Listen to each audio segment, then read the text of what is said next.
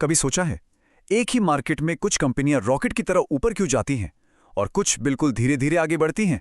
चलिए आज ऐसे ही तीन बिल्कुल अलग स्टॉक्स की कहानियों को समझते हैं और देखते हैं कि इनमें से कौन सी कहानी किसके लिए सही है। तो सबसे बड़ा सवाल यही है कि एक इन्वेस्टर के तौर पर आखिर चला किस रास्ते पर जाए। क्या उस तेजी से भागती ग्रोथ वाली ट्रेन में सवार हो जाना चाहिए, या फिर आराम से किसी ऐसे छुपे हुए खजाने की तलाश करनी चाहिए जिसे अभी तक किसी ने देखा ही नहीं। अच्छा, इसी सवाल का जवाब ढूंढने के लिए ना आज हम तीन कंपनियों की केस स्टडी करने वाले हैं। एक है हाई ग्रोथ फिनटेक, दूसरी है एक तेजी से उभरती हुई मिड कैप कंपनी, और तीसरी एक ऐसी फार्मा कंपनी जो एक बहुत बड़े एक क्रूशियल मोड़ पर खड़ी है। तो चलिए शुरू करते हैं। हमारी पहली कंपनी है पीबी फिनटेक, जिसे हम एक तेज रफ्तार वाला ग्रोथ जायंट भी कह सकते हैं। ओके, अब जरा इन नंबर्स को देखिए। इसका मार्केट कैप है लगभग 85,000 करोड़, यानी एक काफी बड़ी कंपनी है ये। लेकिन असली कहानी वो तो इसके पीई रेशियो में छुपी है। कितना? 185 गुना। यानी कि आसान शब्दों में इन्वेस्टर्स इसकी आज की कमाई के मुकाबले 185 गुना ज्यादा कीमत चुकाने को तैयार हैं, सिर्फ इस उम्मीद पर कि कंपनी फ्यूचर में बहुत तेजी से पैसा कमाएगी। तो देखिए, इस कहानी के ना दो पहलू हैं। एक तरफ अच्छी बात यह है कि ये अपने सेक्टर की लीडर है और हाल ही में आके प्रॉफिट में भी आ गई है, जो कि एक बहुत बड़ी बात है। लेकिन आप सिक्के का दूसरा पहलू देखिए। इसकी कीमत आसमान छू रही है और स्टॉक में इतना ज्यादा उतार चढ़ाव है कि पूछो मत। ये जो 185 गुना का पी रेशो है ना, यही इसका सबसे बड़ा खतरा है। जरा सोचिए, अगर कंपनी उम्मीद के मुताबिक तेजी से आगे नहीं बढ़ पाई तो क्या होगा? इसका इतना ऊंचा वैल्यूएशन एक गुब्बारे की तरह फट भी सकता है। ये बिल्कुल एक हाई रिस्क हाई रिवॉर्ड वाला दाव है। तो फिर ये स्टॉक है किसके लिए?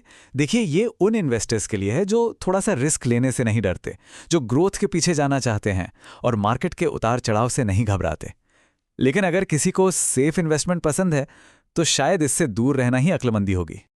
चलिए अब अपनी दूसरी कहानी की तरफ बढ़ते हैं और देखते हैं कि ये पहली वाली से कितनी अलग है। कंपनी का नाम है 1.1, जिसे हम एक अंडर द रेडार चैलेंजर कह सकते हैं। अच्छा, अब इसके नंबर्स पे नजर डालिए। इसका मार्केट कैप है सिर्फ 1390 करोड़। कहाँ पीबी फिनटेक का 85,000 करोड़, और कहाँ ये बहुत छोटा है। इसका पी रेशो भी 30 से 38 के बीच है, जो कि ना तो बहुत महंगा है ना ही बहुत सस्ता। कंपनी बीपीएम सेक्टर में काम करती है, यानी कि दूसरी कंपनीज के बिजनेस से जुड़े काम ये संभालती है। अब यहां भी कहानी में एक ट्विस्ट है। कंपनी की रेवेन्यू ग्रोथ तो जबरदस्त है और इसके पास काफी अलग अलग तरह के क्लाइंट्स भी हैं, लेकिन इसका पूरा बिजनेस इस एक बात पर टिका है कि इसे नए कॉन्ट्रैक्ट्स मिलते रहें। अगर नए काम मिलने की रफ्तार थोड़ी भी धीमी हुई तो इसकी ग्रोथ की गाड़ी भी पटरी से उतर सकती है। तो ये मिड कैप ग्रोथ स्टोरी उन लोगों को आकर्षित कर सकती है जो ग्रोथ तो चाहते हैं, लेकिन थोड़ी बहुत अस्थिरता यानी वॉलेटिलिटी से घबराते नहीं हैं। हाँ, जो लोग स्टेबल डिविडेंड की तलाश में हैं, उनके लिए ये शायद सही चॉइस नहीं होगी। और अब आते हैं हमारी तीसरी और आखिरी कहानी पर, वॉकहार्ट।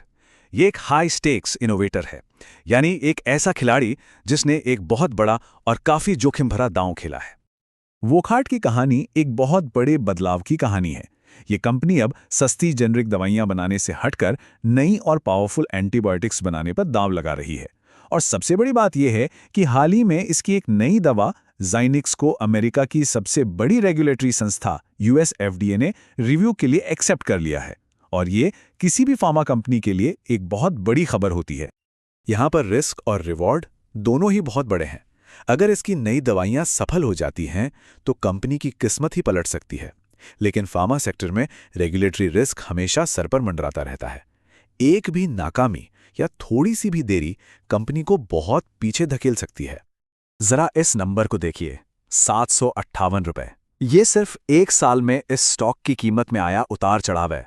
ये साफ साफ बताता है कि ये स्टॉक उन लोगों के लिए बिल्कुल नहीं है जो चैन की नींद सुना चाहते हैं। इसमें या तो कोई रातों रात अमीर बन सकता है या फिर आप जानते हैं। सीधी सी बात है, ये स्टॉक उन इन्वेस्टर्स के लिए है जो खतरों से खेलना पसंद करते हैं और किसी बड़ी खबर, किसी बड़े इवेंट पर दांव लगाते हैं। अगर एक सुरक्षित और स्टेबल इन्वेस्टमेंट की तलाश है तो ये स्टॉक लिस्ट में होना ही नहीं चाहिए।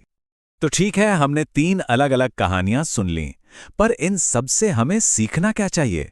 आइए अब थोड़ी स्ट्रैटेजी की बात करते हैं। एक बहुत इंपॉर्टेंट स्ट्रैटेजी जो इन जैसे स्टॉक्स के लिए सामने आती है वो है स्टैगर्ड अप्रोच।